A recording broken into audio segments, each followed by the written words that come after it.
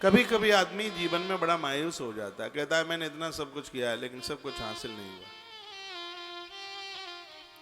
इतना सब कुछ किया है और आप खुश नहीं है उसके करने से, तो उसमें कहीं कमी रही है। ये कथा यही कहती है। आप अपने किए गए कर्मों से इतना आपने सब कुछ किया है और फिर भी आप खुश नहीं हैं, तो जरूर कहीं कमी रही है। ये महापुरुष इतना कुछ करके चले गए, उन्होंने कहा ये तो सब बेकार है, कुछ भी नहीं है, कुछ नहीं मिला। तो इसका मतलब है कि भावनाएं ठीक नहीं थी। तो आइए भगवान व्यास क्या जवाब देता है। अस्तेव में सर्विदम त्वयोक्तम तथापि नात्मा परितुष्यते में। आपने मेरे विषय में जो कुछ कहा है वह सब ठीक है, वैसा होने पर भी मैंने महाभारत लिखा, वेद के 4 भाग किए, अपने 4 चेलों को दे दिया, फिर भी मैं संतुष्ट नहीं हूं। इसका क्या कारण है ये पता नहीं है। आप तो साक्षात ब्रह्मा जी के मानस पुत्र हैं, आपको जरूर पता होगा कि इसका कारण क्या। मैंने इतने ग्रंथ लिखे, पंचम वेद मुच्यते, महाभारत तो 5वां वेद है। 1 लाख श्लोकों की मैंने रचना करी, लेकिन मुझे संतुष्टि नहीं मिली। आपसे भला और कौन जान सकता है। प्रक्षाम हेत्वात्म भवात्म भूतम। हे ऋषिवर, मैं आपसे पूछता हूं, आप मेरे दुख का कारण बता पाएंगे?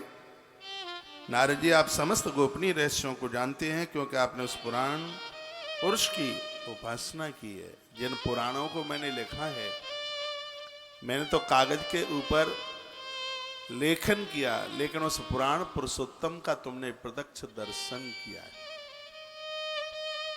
आप बहुत ज्यादा जानते हैं। तम पर टन्नर कैवत्र लोकी मनश्शरो वायुर्वात्म साक्षी।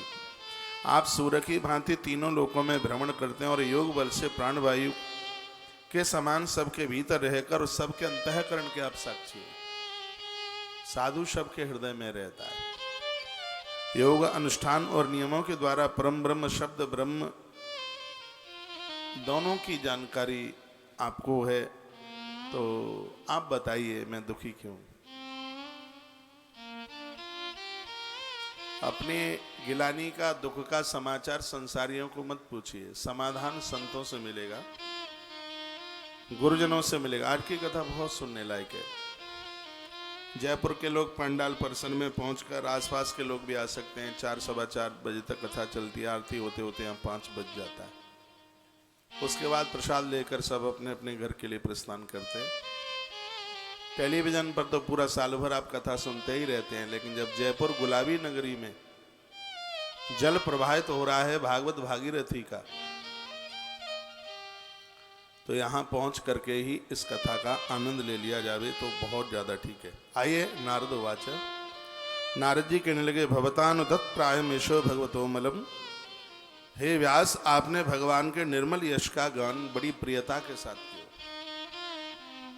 मेरी ऐसी मान्यता है कि जिससे भगवान संतुष्ट नहीं होते वह शास्त्र या ज्ञान बिल्कुल अधूरा है। 8 नंबर के श्लोक में नारद जी ने इतना बड़ा अच्छा कह दिया, जिसमें भगवान संतुष्ट ना हो वो ज्ञान अधूरा है, वो पूजा अधूरी है, वो साधना अधूरी है, वो भक्ति अधूरी है। कह दिया, ये नहीं वासो न तुष्येता मन्ये तद दर्शनम खिलम।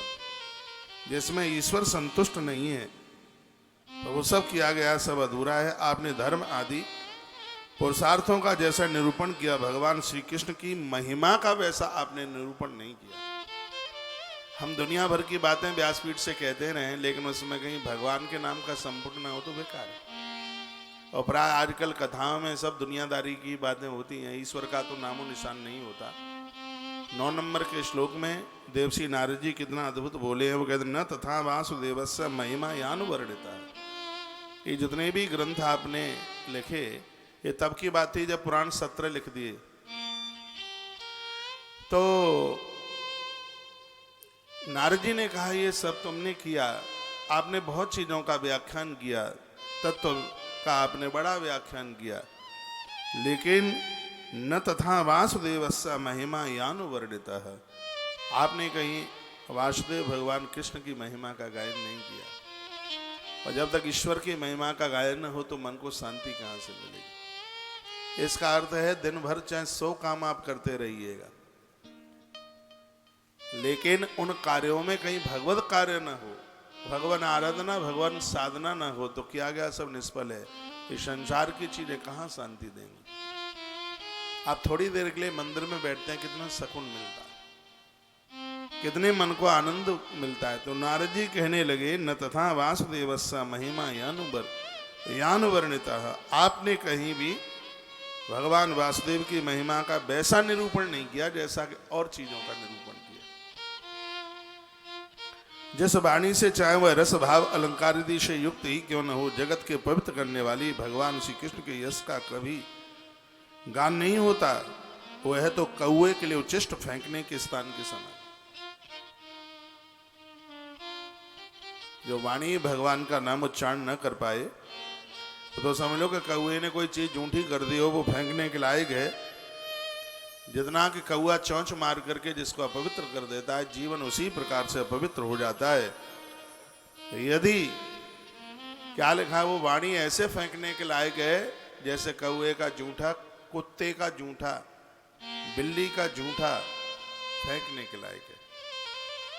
तदवायसम तीर्थ मुशंत मानसा नयत्र हंसा निर्मत्व शिक्षया।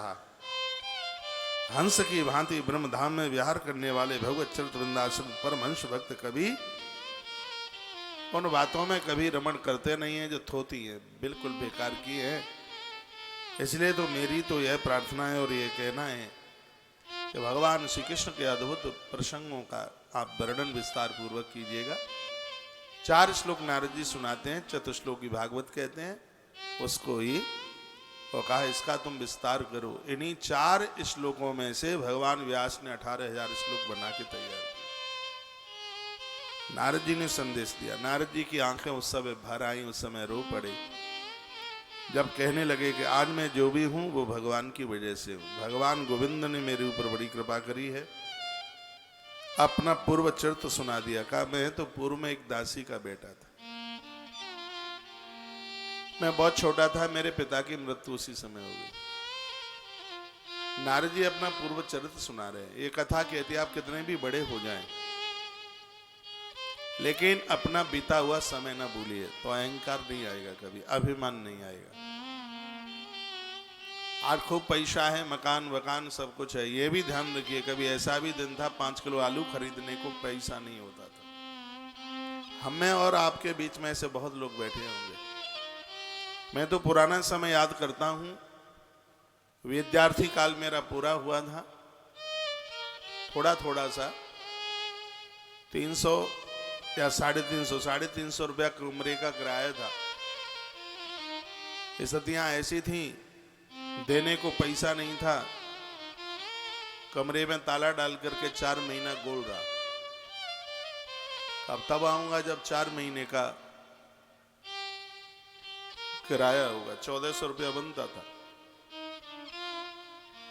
1400 रुपया जेब में नहीं था, किराया भर दिया जावे। तो यह मैं कभी अपनी प्राचीन सब बातों को याद करके अभिमान से बचने की पूरी कोशिश करता हूं। तिमिर गयो रवि देख के मोह गयो गुरु ज्ञान, क्यों करायो सब गयो जब आयो अभिमान। प्रकाश के द्वारा अंधकार समाप्त होता है, मोह के द्वारा ज्ञान खत्म होता है, उसी प्रकार से अभिमान के द्वारा हमारे सब पुण्य क्षीण हो जाते हैं। इसलिए जितनी भी तरक्की हो आपकी उतना ही नीचे झुक करके चलिए। पेड़ के ऊपर जितना फल आता है उतना ही पेड़ झुक जाता है। सरल बनिए बिल्कुल। ईश्वर का स्मरण मत छोड़िए।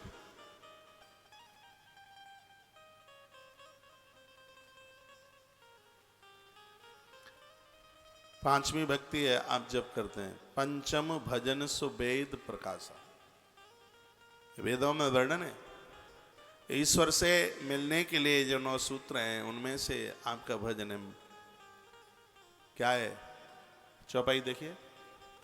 मंत्र जाप मम दृढ़ विश्वास मंत्र जाप मम दृढ़ विश्वास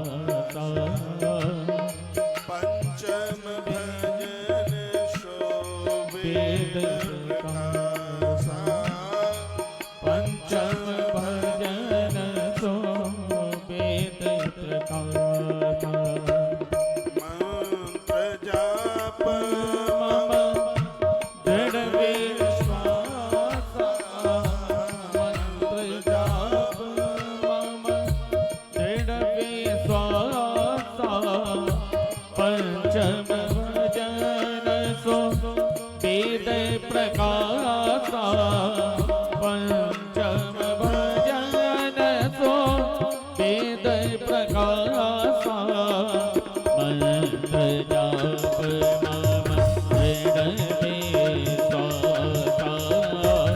पंचम भजन सो वेद प्रकाश पंचम भजन सो वेद प्रकाश। और ये भक्त वत्सल भगवान की जय हो।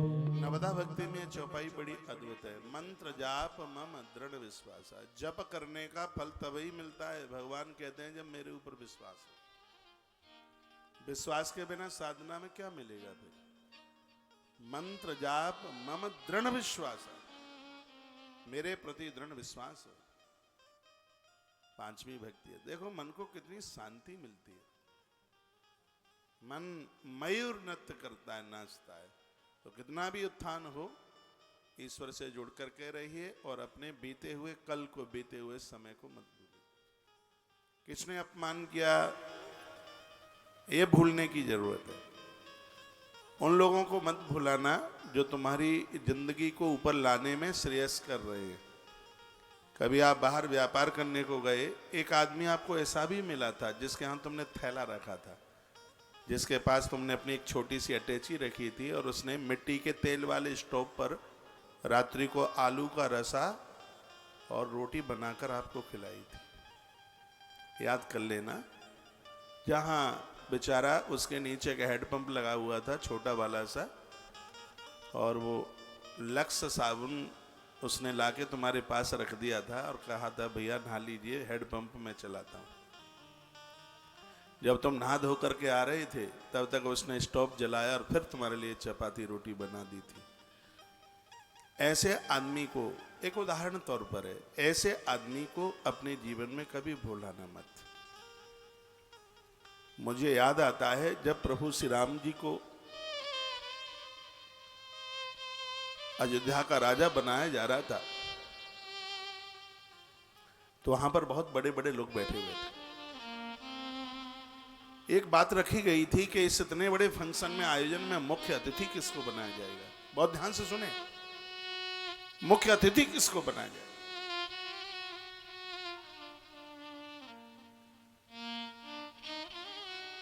किसी ने किसी का नाम लिया, किसी ने काशी नरेश का नाम लिया, किसी ने प्रयाग के राजा का नाम लिया, किसी ने बाना के राजा का नाम लिया, किसी ने कुछ और किसी ने और कुछ कहा, किसी ने कानपुर के राजा का नाम लिया।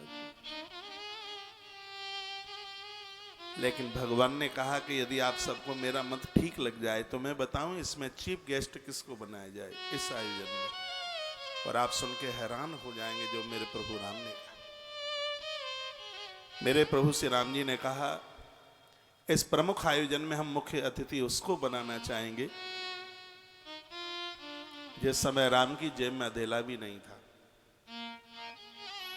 और 3 लोगों को नदी के पार जाना था और राम के पास कुछ भी नहीं था, जो राम के सामने आकर के रो करके कहता है मुझे आपसे कोई उतराई नहीं चाहिए, आपको मैं पार उतारूंगा। जिसने अपनी नौका में बिठा करके हमें पार किया, इस सभा का मुख्य अतिथि मेरा केवट होगा। भगवान इतने बड़े आयोजन का मुख्य अतिथि राम के राज्य तिलक में केवट को बनाया गया। ये साधारण बात नहीं है, बहुत समझने लायक बातें हैं। राम उसको कभी भी नहीं भूल पाए जिन्होंने राम के कार्य में योगदान किया। उन्हें कभी भुलाना मत, जो तुम्हारे सहयोगी बने हैं, जो तुम्हारे लिए खड़े रहे हैं। भले ही आज दूर चले गए हैं, कोई फर्क नहीं पड़ता। ये जरूरी नहीं है पास रहने वाले फायदा देते हो। रोग पास में रहते हैं, नुकसान देते हैं, और औषधि दूर रह करके भी फायदा देती है। भले ही वो दूर चले गए हैं, उनको कभी भूलना ना मत। मुझे आज 16 दिसंबर 2022 तक मैं यहां तक पहुंचा हूं। मैं याद करता रहता हूं उनको, जो हमें यहां तक पहुंचाने में सहयोगी बने। मैं उन्हें कभी भी नहीं भुला पाता,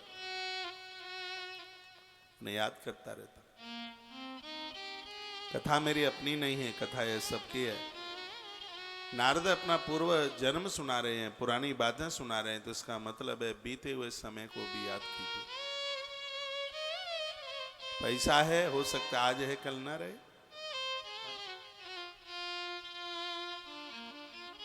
नारद की आंख में आंसू आ गए, और श्रोता कितना अद्भुत है, भगवान वेद व्यास, व्यास को कथा सुना रहे। कहते हैं कृष्ण की कितनी अद्भुत कृपा है, हे पराशर पुत्र क्या बताऊं, मैं तो दासी पुत्र था, और मैं अपनी मां का इकलौता ही बेटा था। 6 नंबर के श्लोक में, अध्याय 6 का 6 नंबर का श्लोक, एकात्मजा में जननी, एकात्मजा में जननी, मैं अपनी मां का अकेला ही लड़का था, अकेला ही बेटा था। मां तो मेरी अनाथ ही हो गई थी, पिता का साया उठ गया था ऊपर से। भाग्य उसका यह था कि उसको ब्राह्मण के घर में नौकरी मिल गई। पैसा कितना मिलता है महत्व तो नहीं रखता, काम आप कहां करते हैं ये बहुत बड़ा महत्व तो रखता है।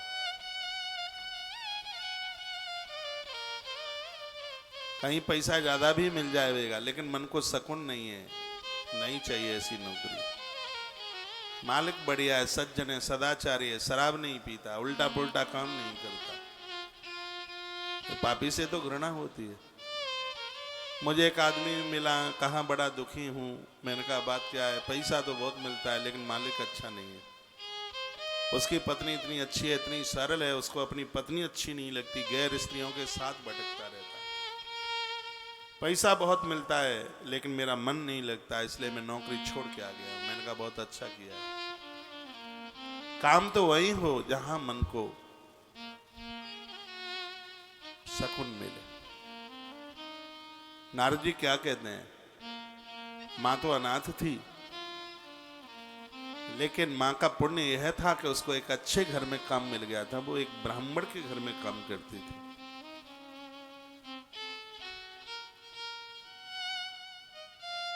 मैं भी मां के संग संग जाता था, मां का हाथ बटोरता। एक बार क्या हुआ, चौमासे का समय आया। सुनो, बहुत प्यारी कथा है। कुछ महात्मा लोग चातुर्मास चौमासा करने के लिए आए। उनके लिए फूल पत्तियां लाने का काम मेरा था। मैं तुलसी पत्र, बेलपत्र, दूर्वा ये सब लेके आता था। बड़ी अच्छी सेवा ये मिल जाए। हमारे यहाँ महात्मा अशोकानंद मेरे ठीक सामने है, बड़ा अद्भुत आदमी है। तुलसी पत्र, फूल, बेलपत्र हमें तो खटका ही नहीं है। कहीं कौन से भी देश में रहें, शहर में रहें, वो कहां से लाना है ये बाबा उपलब्ध करा देते। नारद जी कहते हैं कि मेरा ये भाग्य था, मैं छोटा बच्चा था, लेकिन मुझे सेवा मिली। दूर्वा, तुलसी पत्र, फूल मैं साधुओं के लिए, पूजा के लिए लेके जाता था। मैं आप सबको निवेदन करूंगा, सुबह हमारी पूजा तो खैर 6 बजे से पहले आरंभ हो जाती है, लेकिन अभिषेक 8 बजे होता है। फेसबुक से जुड़ करके भगवान शंकर के महारुद्राभिषेक का आप भी आनंद भी ले लिया करें। यदि घर में आप अभिषेक करते हैं तो हमारे साथ बैठकर पूरे रुद्राष्टाध्यायी के 8 अध्यायों से अभिषेक कर लिया करें। रोज होता है, 365 दिन होता है। 2 दिन से तो हम फेसबुक पर उसको लाइव भी कर रहे हैं। आरती के बाद सूर्य अर्घ देने के तत्पश्चात ही फिर उसको बंद करते हैं। सोशल मीडिया का जमाना है, घर बैठे सब कुछ प्राप्त होता है। तो आप आचार्य कौशिक महाराज फेसबुक के पेज पर पहुंच करके और उसको लाइव कार्यक्रम को आप पूरा का पूरा आप देख सकते हैं। डेली होता है सुबह 8 बजे। कहीं मुझे भोर में 5 बजे यात्रा में निकलना पड़े तो फिर उसका टाइम थोड़ा पहले हो जाएगा, लेकिन होता रोज है, कोई दिन चूकते नहीं है। भले ही कितना भी जल्दी हमें जाना हो, मेरे कुछ काम है, मैं बिना अभिषेक किए और बिना यज्ञ किए मैं जगह नहीं छोड़ता, मैं नहीं जाता। जल्दी भी जाना हो, मुझे 3 बजे भी यात्रा करनी होगी तो मैं अपनी पूजा से तो फ्री होके ही जाऊंगा। जब खान पीन नहीं छूटता और काम नहीं छूटते, कथा नहीं छूटती यात्रा में, तो फिर ये नित्य की आराधना क्यों छूटे? उसमें भी हम परिपक्व हों। लोगों की चाय नहीं छूटती, कॉफी नहीं छूटती, दुनिया की चुगलियां नहीं छूटती, भगवान की पूजा जरूर छूट जाती है, उसके लिए टाइम नहीं होता। उसमें पंक्चुअल बन करके रही हो।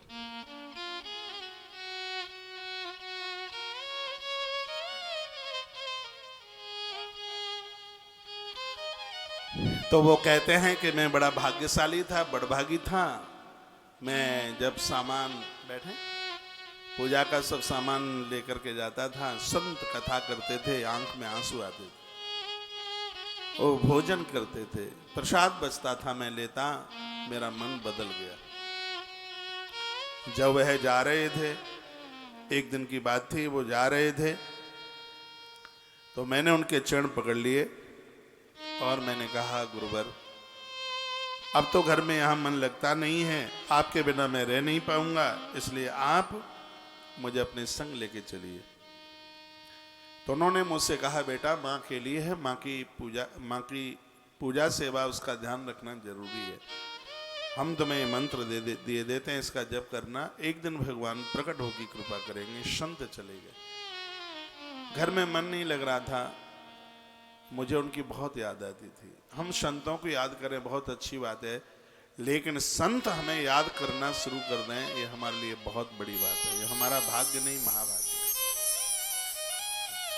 कोई साधु आपको फोन करे तो ये मत सोचना कि उनका कोई स्वार्थ है। बिनु हरि कृपा मिले ही नहीं संता, गुरुजनों की का सम्मान भगवत कृपा के बिना ये संभव नहीं है। और धरती के वो लोग बड़े बड़भागी हैं जिनका महापुरुषों के साथ इतनी आत्मीयता है, सब निकटता है कि वह उसको याद करे। आज नारद कहने लगे कि मुझे उनकी बहुत याद आती है, बस यही सोचता रहता था कि घर कैसे छूटे। एक दिन क्या हुआ, एकदा निर्गताम गेहाद्वंतिम निष्गामपति, श्लोक नंबर 9, अध्याय 6, स्कंद पहला। एक दिन मेरी मैया गैया का दोहन करने को जा रही थी, गाय दोहने के लिए जा रही थी। मेरे मैया रात का समय था, अभी ठीक से भोर हुआ नहीं था, और अचानक मैया का किसी सांप के ऊपर पाम पड़ गया। सर्पो दशत पदा स्पृष्टा कर्पणाम काल नोदिता।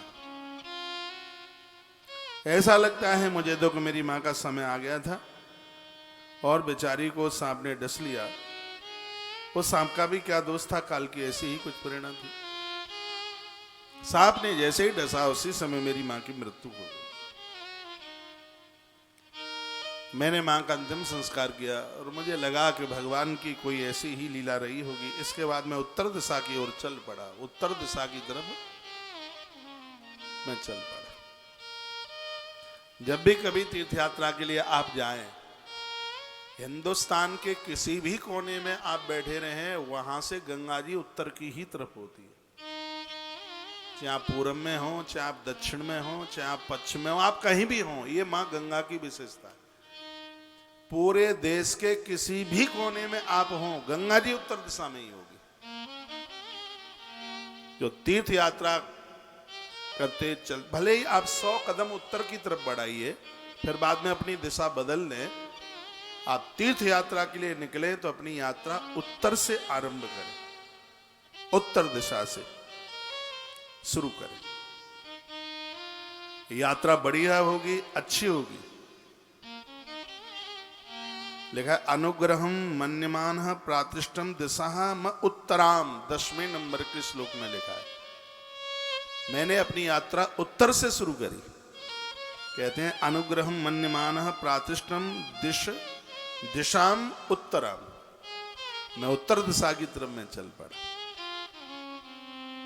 उस और मार्ग में मुझे अनेक धन धान्य से संपन्न देश नगर गांव, चलती फिरती बस्तियां, खाने पीने की चीजें, नदी पर्वत, ये सब चीज मुझे दिखाई दी।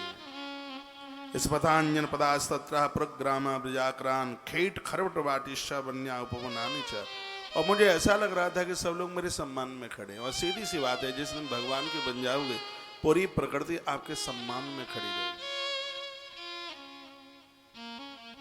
श्री भरतलाल जी जब राम जी को लेने को जा रहे थे, कहते हैं राम जी को मनाने के लिए जा रहे थे। मनाया तो उसको जाता है जो रूठा हुआ होता है, राम कहाँ किससे रूठते हैं।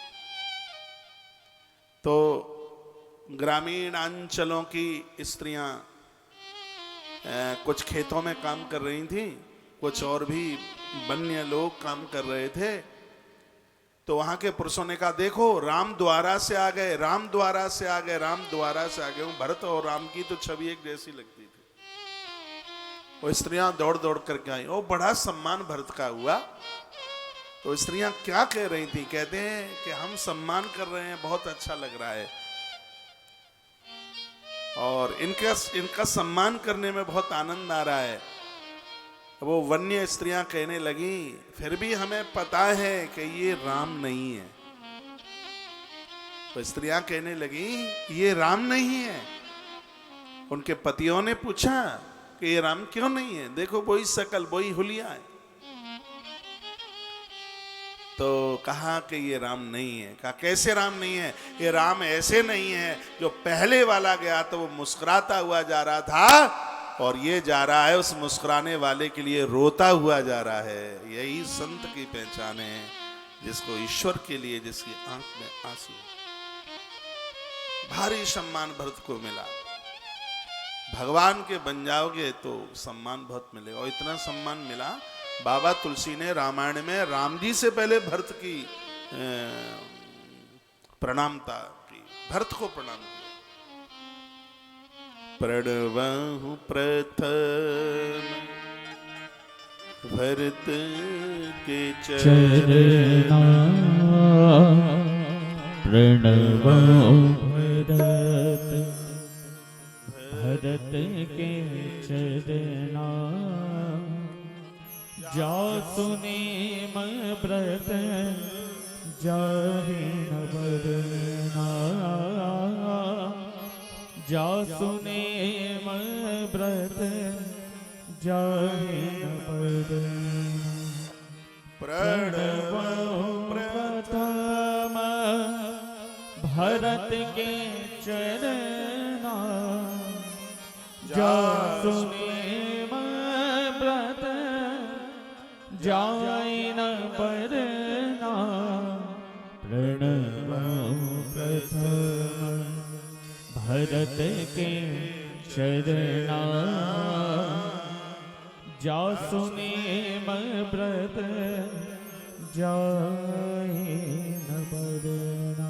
गोस्वामी जी सबसे पहले श्री भरत को प्रणाम करते हैं, क्यों भरत भगवान के बन गए। और जिस समय जीव ईश्वर का बन जाता है पूरी प्रकृति सम्मान के हार उसके गले में डालती है। तो नारद जी कहते हैं कि मैं जा रहा था तो लोग, छोटी छोटी बस्तियां थी, कोई तो कहता है जल पी लो, कोई कहता है भोजन कर लो। मैं तो पहले तो सोच रहा था कि रास्ता कैसे पार होगा, लेकिन लोगों ने बड़ा आदर किया, बहुत भारी मान, बहुत भारी सम्मान किया। और मैं नदी के किनारे पर पहुंचा और मैंने गुरुजनों के द्वारा जो मिला था मंत्र, उसको मैंने जपना शुरू कर दिया। जब मैं रास्ते में आ रहा था तो परिश्रम इतना हुआ था कि शरीर शिथिल हो गया। 15 नंबर के श्लोक में कहते हैं नारद, परिश्रांतेन्द्रिय आत्मानम दृष्ट परितो भुक्षता स्नात्वा पीत्वा हृदय नद्दा उपसष्टो गताश्रम। चलते चलते मेरा शरीर और इंद्रियां शिथिल हो गई थी, मुझे बड़े जोर से प्यास भी लगी थी, भूखा तो था ही। वहाँ एक नदी मिली और उसके कुंड में मैंने स्नान किया, जलपान किया, आचमन किया, इससे मेरी थकावट मिट गई। इसका मतलब है आप कितना भी थका हुआ आदमी है, जिस समय वो स्नान करता है भगवान के चरणों में मत्था टेकता है, उसकी थकान दूर हो जाती है। पूरी रात आप जाग लें, जागरण में जाग लें, कैसे भी जाग लें, यात्रा करके जाग लें, तो सुबह ऐसा लगता है कि पीठ में किसी ने लाठियां मारी हैं, शरीर टूट सा जाता है। एक ही रात जाग लें तो नींद बड़ी जरूरी होती है, और रात भर जाग लें तो ऐसा लगता है कि बहुत बड़ी हैरान और बहुत ज़्यादा थकान हुई है। लेकिन जब आप आलस से उठा करके, आलस त्याग करके हाल ही आप स्नान कर लेते हैं, स्नान करते ही थकावट दूर होती है। नारद जी कहते हैं चलता हुआ था मैं आया, थकान हो रही थी, जैसे ही मैंने एक कुंड में स्नान किया उसी समय मेरी थकान दूर हो गई, कि मैंने आचमन किया, और तत्पश्चात में उसी नदी के किनारे पर मैं बैठ गया और मैंने मंत्र का जप करना शुरू किया। मुझे भगवान की आकाशवाणी सुनाई दी। आकाशवाणी ने कहा, नारद अभी तुम्हारे पास तप इतना ही था और तुम बहुत जल्दी वेदाता ब्रह्मा की देह में श्वास के साथ अंदर चले जाओगे, फिर उनकी गोद से तुम पैदा होगे। ब्रह्मा जी ने 10 पुत्रों को जन्म दिया है, जिसको मानसी सृष्टि कहते हैं। जैसे अपनी छाया से ब्रह्मा जी ने कर्दम को जन्म दिया, उसी प्रकार से ब्रह्मा जी ने अपनी गोद से नारद जी को जन्म दिया। नारद कहते हैं मैं दासी का पुत्र था, प्रलय होने वाला था, ब्रह्मा जी के साथ श्वास के साथ उनके पेट में चला गया, द्वारा से मेरा जन्म हुआ है, तो ब्रह्मा जी के मैं गोद से पैदा हुआ हूं और लोग मुझे आज नारद के नाम से जानते हैं। मेरी बीड़ा पर भगवान का नाम होता है। मेरा जो जीवन है ये ईश्वर का दिया हुआ है। मुकुंद सेवया यदुत्पथात् तमाधाम न साम्यति। वो कहते हैं, उन्होंने कहा है, काम और लोभ की चोट से बार बार घायल हुआ है हृदय श्री कृष्ण सेवा से ही शांति का अनुभव करता है। आज मुझे जो भी कुछ मिला है भगवान गोविंद की कृपा से मिला है, इसलिए मैं आपको कहना चाहता हूं कि आप भी एक ग्रंथ के माध्यम से भगवान कृष्ण की लीलाओं का वर्णन कीजिए। श्री सूर्य जी कहते हैं, शौनक ऋषियों, अहो देवर्षि धन्यो यम कीर्ति सार्ग धन्वना गायन माध्यानिदम तन्यहा रति अत्यातुरम जगत। देखो हवन की कितनी खुशबू आ रही है, मेरी व्यासपीठ तक सुगंधी आ रही है, आपकी नाक भी पकड़ रही होगी।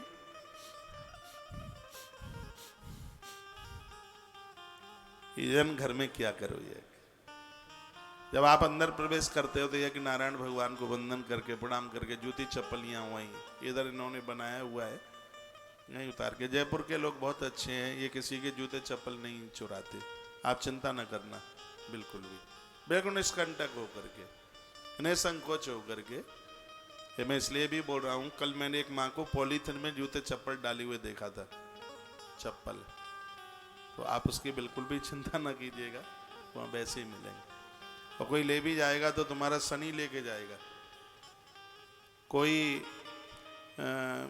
व्यक्ति गया किसी ज्योतिषी के पास और कहने लगा मुझे शनि बहुत जोर से लगा है, ये शनि कैसे ठंडा हो। तो ज्योतिषी ने कहा कि तुम्हारी जूती चप्पल कोई चुरा के ले जाए तो तुम्हारा शनि उसके ऊपर चला जाएगा। तो भैया किसी का शनि मत लेना, अपने ऊपर जूते चप्पल चुरा करके, चप्पल चोर बनना नहीं है। एक बार ये करा लगाइए, बोलो बांके बिहारी लाल की कथा की कुछ मर्यादाएं होती हैं श्रोता के लिए। एक तो झूठे मुंह से कथा में न बैठे, गुटखा तम्बाकू बीड़ी सिगरेट शिव महापुराण में भी श्रोता के नियमों में वर्णन किया गया, उसका एक नियम है। दूसरा नियम है अगल बगल वालों से बात न करे, हाँ ये जरूरी है, उसमें वो वार्ता ना करे। और इस कथा का और भी एक तीसरा नियम है, बन जाए तो कथा में सोया ना जाए। एक और भी नियम है, बन जाए तो वक्ता से पहले पंडाल में पहुंचा जाए, आरती का दर्शन हो जाए। आरती की बड़ी महिमा है, 14 बार आरती घुमाई जाती है, 4 बार चरणों में, 2 बार कमर में, 1 बार मुख पे और 7 बार पूरे विग्रह पर, 14 बार आरती। ये आरती से अलाय बलाय, दर्शन मात्र से ही अलाय बलाय कट जाती है। जो भगवान की आरती में खड़े होते हैं वो सूकरा कुकरा बनने से बच जाते हैं। आरती हमारे अपराधों का नाश कर देती है, इसलिए श्रोता आरती का दर्शन कर लेता है आरंभ में और फिर समापन में। तो उस कथा की और महिमा और पुण्य उसके पास और ज़्यादा हो जाता है। और एक बात और मैं बोलूँगा, चाहे मंदिर में जाएं चाहे कथा में जाएं, यहाँ इतनी बड़ी व्यवस्थाएं हैं, रोज़ गुलाब जामुन बट जाए तो भी कोई ऐसी बड़ी बात नहीं है। मैं तो कहता हूँ जब भी कहीं किसी हवन में जाते हैं तो अपनी सामग्री साथ लेके जाइए, थोड़ी सी सामग्री हवन में यज्ञ में, नहीं तो आप आहुति डालेंगे पुण्य उसके खाते में जाएगा, जिसके द्वारा तिल आया है, जिसके द्वारा घी आया है, तो वो सब उसके में ही जाएगा। यहाँ नहीं, कहीं भी आप हवन में यज्ञ में जाते हैं थोड़ी सी सामग्री, बढ़िया सामग्री बढ़िया बनाइए। ये सामग्री क्या है? देवताओं का भोजन है। जैसे आपके घर पर अतिथि आते हैं, आप कितनी अच्छी अच्छी चीज़ें बनाते हैं, दही बड़ा बनाते हैं, जीभ पे पानी आ रहा है, ज़्यादा नहीं बोलूँगा, दही बड़ा आप बनाते हैं, बढ़िया सी देसी घी की जलेबी भी बनाते हैं, पालक पनीर भी बना देते हैं, मिक्स सब्जी भी बनाते हैं, कई तरह की पूड़ियाँ बना लेते हैं। अरे और जब दामाद आवे जामात आए फिर तो पूछो ही मत कि सास माँ पता नहीं क्या क्या बनाया। उसी प्रकार से यह सामग्री भगवान का प्रसाद, भगवान का भोजन है। उसमें थोड़ा सा पंचमेवा डालिए, उसमें गुठली छोड़ करके छुआरा डालिए। ये पांचों चीज़ भी, ये सूखे मेवे भी अपने आम में बड़ा पुण्य देने वाली ये सब चीज़ें। गिद्दी का गुटक डालिए उसमें तोड़ करके, बेलगिरी डालिए जो संपदा को बढ़ाती है।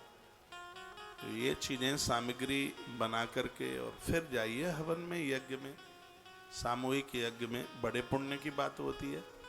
एक चाहे मंदिर में जाएं चाहे आप कथा में जाएं तो वहाँ प्रसाद लेकर के जाइए हाथ में। ये जरूरी नहीं है आप 10 केजी लेके जाएं, थोड़ा लेके जाएं, खाली हाथ से नहीं। कथा में गुरुजनों के यहाँ, मित्र के यहाँ, और ये वहाँ पर दामाद लोग अपनी ससुराल जाते हैं तो वहाँ छोटे छोटे बच्चे कहते हैं बुआ आवेगी मालपुआ लावेगी, बुआ आई मालपुआ लाई, लेकिन बुआ फूफा तो ठंडन पाल मदन गोपाल। छोटे छोटे बच्चे आए, बुआ गजक लाई होगी ग्वालियर वाली, लेकिन बुआ तो कुछ नहीं लाई। तो खाली हाथ से नहीं, कुछ लेके जाए। मैं उज्जैन में था, 3 साल पुरानी बात बता रहा हूँ, मैं लिंग पुराण पढ़ रहा था, शिवालय मंदिर में था, बगल में था, और मैं वो लिंग पुराण का पाठ कर रहा था। उसके बाद फिर मैं शंकर जी को फूल चढ़ाने को जाता, प्रणाम करने को जाता, तो उसमें एक बड़ी सटीक बात लिखी।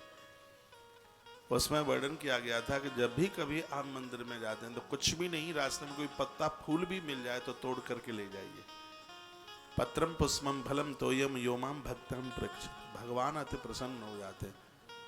वहाँ खाली हाथ से नहीं जाया जाता, वहाँ कुछ लेकर के जाइए। श्रोताओं के ये कुछ नियम है, काफी नियम है।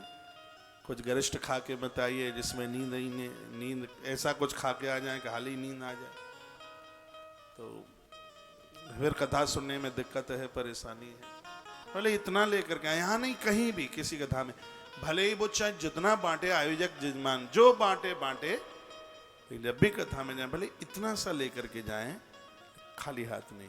यदि यहाँ ग्रामीण अंचलों से लोग जुड़े हुए हों, गांवों में कथा होती है, पंजीरी बना के ले जाते हैं, लोटा भर के लेके जाते हैं, वो दही का चरणोदक का चरणामृत का। भले ही उनके पास उतनी व्यवस्थाएं नहीं है, लेकिन उनकी भावना देखिए। अम्मा रात को चूल्हा जलाती है, पंजीरी अकोरती है, उसमें थोड़ा धनिया मिलाती है। किसी ने पड़ोसी ने आके पूछा ये क्या बना रही है रामरती जी जी? तो रामरती जी ने बोला कि हमारे गांव में कथा हो रही है, ये कल हम प्रसाद लेके जाएंगे, उसकी तैयारी कर रहे हैं। मैंने गिरिराज पूजा में ब्रजवासियों के महात्म्य में बहुत ये चीजें पढ़ी हैं। आइए मैं प्रसंग में आपको लेके आ रहा हूँ, एक बार जयकारा लगाइए, बोले भक्तवत्सल भगवान की जय हो। सूर्य कहते हैं, हाँ ये देवसी नारद जी धन्य है, क्योंकि ये सारंग पाणी भगवान की कीर्ति को अपनी बीड़ा पर गा गा करके स्वयं आनंदोत्मग्न होते हैं। साथ साथ यह त्रिताप तप्त जगत को भी आनंदित करते हैं। नारद बहुत अच्छे हैं, क्योंकि ये है दुनिया के दुख को दूर करने के लिए निकल पड़े। नारद जी का तो भगत ही अपने आप में बड़ा अद्भुत होता है। जिसको नारद जी मिले उसका तो बेड़ा ही पार हो गया, चाहे वो प्रहलाद हो चाहे वो ध्रुव हो, चाहे माता अम्बा परम्बा पार्वती हो, गुरु हो तो नारद जैसा। नारद बड़े अद्भुत है, देवसी नारद। आज नारद जी की मुलाकात विधाता ब्रह्मा जी के पुत्र नारद जी की मुलाकात भगवान व्यास को हुई और भगवान वेद व्यास को कह दिया कि तुम भागवत की रचना करो, और ये कह के वो चले गए। तो ब्रह्म नद्याम सरस्वत्याश्रमा पश्चिमी तटे सम्या प्रासदीप रुक्ता कृष्णाम सत्र वर्धना। बद्रीनाथ धाम में भागवत लिखी गई। बद्रीनाथ से 4 किलोमीटर आगे चलेंगे तो एक गांव पड़ता है माना, जो कि हिंदुस्तान का सबसे आखिरी गांव है माणा। थोड़ा सा और आगे चलेंगे तो दाहिने हाथ पर है गणेश गुफा। मुझे ऐसा लग रहा है कभी मैं वहीं पहुंच गया हूँ। गणेश गुफा है इधर। आह्वान किया था भगवान व्यास ने, गणेश जी आए। गणेश जी ने कहा बोलिए।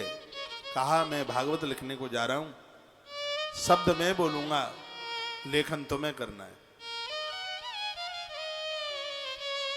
स्वीकार कर लिया गणेश जी ने। नीचे नदी सरस्वती बह रही थी, आवाज ज्यादा थी, पहाड़ से गिर रही थी। तो गणेश जी ने कहा कि मुझे लिखने में दिक्कत आ रही है, इसलिए हे देवी तू शांत हो जा। सरस्वती माता शांत नहीं हुई। तो गणेश जी को इतना क्रोध आ गया और कहा तू मेरी बात नहीं मानती, मैं तुझे श्राप देता हूं कि ऊपर तू धरती पर दिखेगी नहीं, तू भूगर्भिता हो जाए। तब से लेकर आज तक मां सरस्वती धरती के नीचे बह रही है। थोड़ा सा दर्शन होता है 500 मीटर में बस। गणेश गुफा से थोड़ा मुचकुंद महात्मा की गुफा की तरफ जाते हैं तो थोड़ा माँ पहाड़ से गिरती हुई दिखाई देती है पूरी दुनिया में, और कहीं दूसरी जगह माँ सरस्वती का दर्शन होता नहीं है। गणेश जी ने श्राप दे दिया, यहाँ से आगे से अब तो धरती के नीचे ही बहेगी। इसलिए प्रयाग में आप जाते हैं संगम में, तो वहां कहाँ माँ सरस्वती दिखाई देती है? 2 ही धार दिखाई देती है, गंगा की कि यमुना की। सरस्वती तो छिपके से बह रही, भूगर्भिता हो गई है। भगवान व्यास ने 5000 वर्ष से पहले जहां पर श्रीमद् भागवत जी का लेखन करवाया, आज उस स्थान को व्यास गुफा के नाम से जानते हैं। बहुत अद्भुत स्थान है। बद्रीनाथ में थे हम पिछले साल, इस जगह का दर्शन आपको टेलीविजन पर कराया था। बहुत आनंदोत्मग्न कर देने वाला स्थान था। भगवान व्यास का आश्रम, जिसका नाम है सम्या प्रासित प्रोक्तार्षणाम सत्रवर्धन, इस आश्रम का नाम था सम्याप्रास। आश्रम सम्याप्रास नाम का आश्रम। यहां ऋषियों के यज्ञ चलते ही रहते हैं। आश्रम उसे ही कहते हैं जहां पर धर्म और सदकर्म चलता रहे, कभी बंद ना हो। आश्रम होटल जैसे ना लगे, आश्रम तो आश्रम ही है। जिस जगह पर पहुंच करके हमें तत्काल मन को शांति मिलती है, हाल ही मन को विश्राम मिल जाता है। अध्यात्म ऊर्जा होनी चाहिए ऐसे स्थानों पर। कहीं हवन यज्ञ हो रहा है, कहीं पाठ हो रहा है, कहीं यह होना चाहिए। इन सब चीजों को स्वीकार कीजिए। अपने घर को आश्रम बनाइए। वो विरक्त आश्रम है, आपका घर गृहस्थ आश्रम है। भगवान को तो आपको भी जरूरत है। आजकल देवी देवताओं को घर से उठा उठा करके बाहर फेंका दें। नवरात्रा आई है, पुण्यों के लिए अपराध कर बैठते हैं। अब आपके जयपुर में तो आपको पता होगा, और यह बहुत बड़ी दिक्कत की बात है, बहुत ध्यान से सुनिएगा। और मैं एक आध बार और भी बीच में बोलूंगा। चाहे वो गणेश जी का विसर्जन किया है, चाहे वो माँ भगवती जगदम्बा का विसर्जन किया, पता नहीं कौन इनको बोल के चला जाता है। बरगद के पेड़ के नीचे महाराज इकट्ठा पड़ा हुआ है, बेल के पेड़ के नीचे, पीपल के पेड़ के नीचे एक गठरा पड़े हैं पूरे, घल्ला लुढ़क रहे हैं उसमें, ज्वारे लुढ़क रहे हैं उसमें। माता जी की फोटो रखी है, गणेश जी लोटक पीटा खेल रहे हैं। कितना बड़ा अपराध है। इसे विसर्जन कहते हैं। ये विसर्जन है। मैं एक बात का निवेदन करूं मैं आपको। आप मां की तस्वीर घर में रखते हैं, कहीं भी घर से बाहर ले जाने की जरूरत नहीं है। उनको हाथ जोड़ करके कही है मेरी मां परम्बा, हमने आपको बुलाया है, और आप जिस दिशा से आई हैं अपने स्थान पर आप पहुंचे। आपसे हमारी प्रार्थना है तस्वीर को घर में ही रखे रहने दीजिए, कोई दोष नहीं है। ऐसी तस्वीर घर में कोई आता है, आपकी बेटी आई है, कोई रिश्तेदार आए हैं, संबंधी आए, कभी मैं आऊं मुझे दे देना आप। लोग पाम के नीचे कुचल रहे हैं और आप विसर्जन करके आए, क्या खाक विसर्जन करके आए, किताबें फेंक आते हैं, ग्रंथ